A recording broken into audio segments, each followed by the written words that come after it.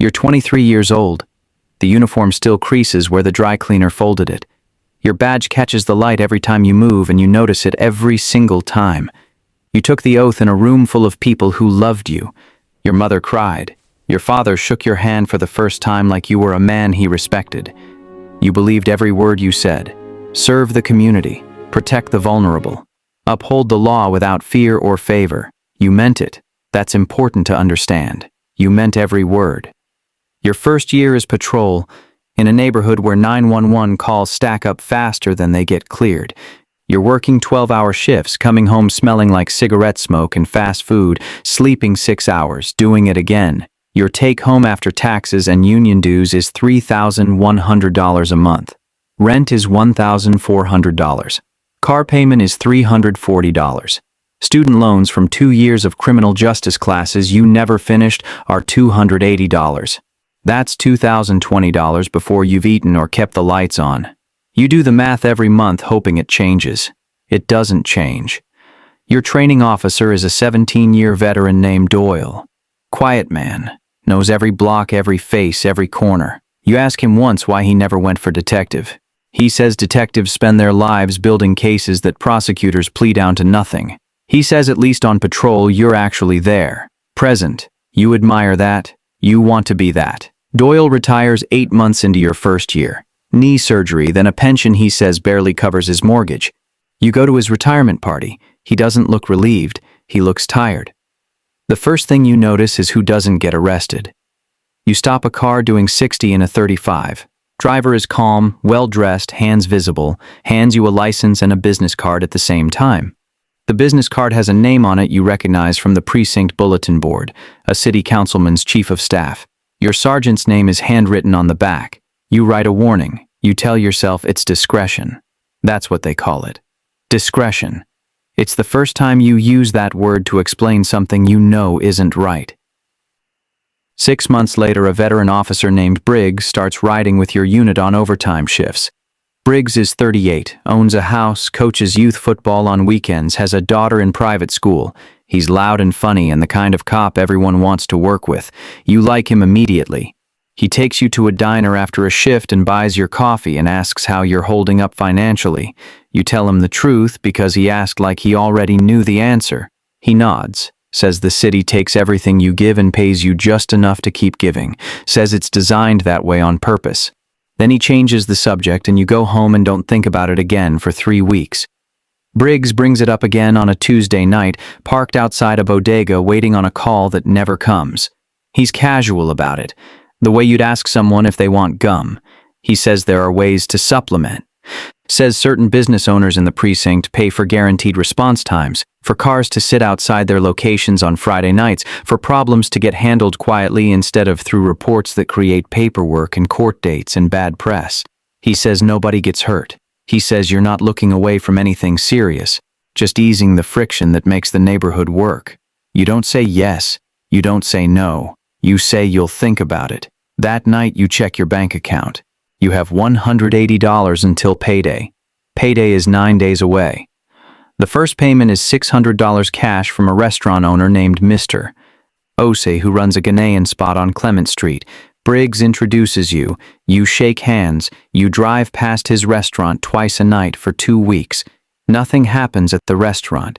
You weren't really protecting it from anything specific, but Mr. Ose waves at you every time, brings food to your car on cold nights, tells his customers the officers on this block are good men. You feel like a good man. That's the problem with the first step. It's designed to feel like nothing.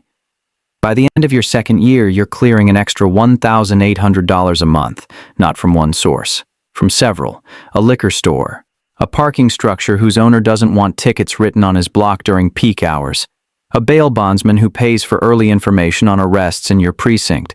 You don't think of yourself as corrupt. You think of yourself as someone who found out how the city actually works and adjusted accordingly. The officers who don't do this aren't more moral, they're just more broke. You move into a 2-bedroom apartment. You buy your mother a television for her birthday. You start a savings account. You feel stable for the first time since you pinned the badge on.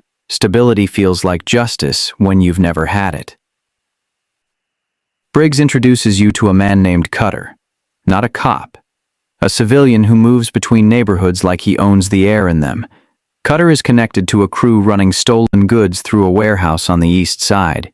He doesn't ask you to do anything violent, just tells you that if his crew gets flagged in a traffic stop, a phone call to Briggs handles it. He pays a flat rate monthly, $2,000, for almost nothing, for existing in a system that already protects people like him without getting paid for it. You take the money.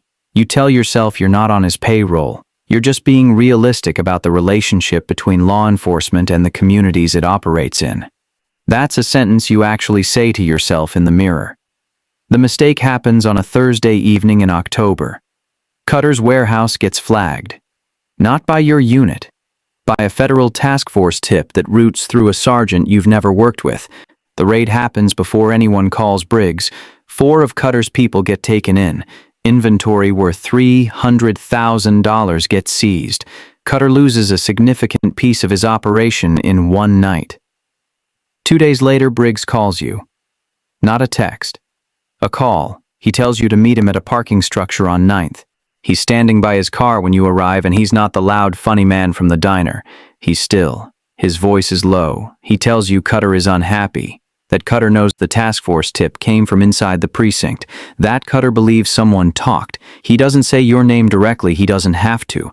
He says people in this arrangement need to know who can be trusted when things go wrong. He says you need to prove it. He hands you a name, an officer from your unit who he says made the call to the task force. Your job is to access the internal reporting system and delete the documentation trail before the federal review pulls it. You drive home and sit in your car for 45 minutes without going inside. This is different. This isn't a restaurant owner and a friendly wave. This is evidence tampering in a federal-adjacent investigation. This is the kind of thing people go to prison for specifically. The kind of thing that ends careers, ends freedom. You think about refusing. You think about what refusing looks like. Your apartment, your savings account, your mother's television. Every month of extra income sitting in a bank account you cannot explain on a government salary. You are already inside the cage. You just hadn't felt the bars until now. You do it. You access the system on a Friday morning when the floor is quiet. It takes 11 minutes. You delete 4 entries, reroute 2 timestamps, flag the documentation as a duplicate filing error. It looks clean. Nobody flags it. You go to lunch afterward and eat a full meal, and that is the moment you understand what you've become. Not when you took the first envelope. Not when you shook Cutter's hand. When you ate lunch calmly after 11 minutes of federal evidence tampering and felt nothing but hunger. Internal Affairs opens a review of your unit in January, not about the warehouse, about a pattern. Too many incident reports with missing follow-ups, too many stops that don't generate citations. An investigator named Chen starts appearing at briefings, watching, writing things down that aren't worth writing down unless you're building something. Briggs tells you it'll pass. Says IA investigations die under their own paperwork weight. But you watch Briggs, and he's not sleeping well either. You can see it in the way he moves. Careful, deliberate, like a man who knows the floor might not hold. You stop spending. You stop answering calls from numbers you don't recognize. You drive a different route to work every morning. You haven't touched the money from Cutter in 6 weeks. The badge is in your locker. You wear it because you have to, but you don't look at it when you put it on. Somewhere tonight, there is a 23-year-old officer finishing their first year on patrol. They are doing the math on their take-home pay. They are coming up short. They are working a shift next to someone like Briggs who is about to buy them coffee and ask how they're holding up financially. And the question sounds like kindness, because it's designed to. That's how it starts. Not with a threat, not with a demand. Just someone who seems to understand in a diner at 2 a.m. after a shift that felt like it meant nothing. The yes comes quietly. It always does. And by the time you understand what you said yes to, you've already been saying it for years.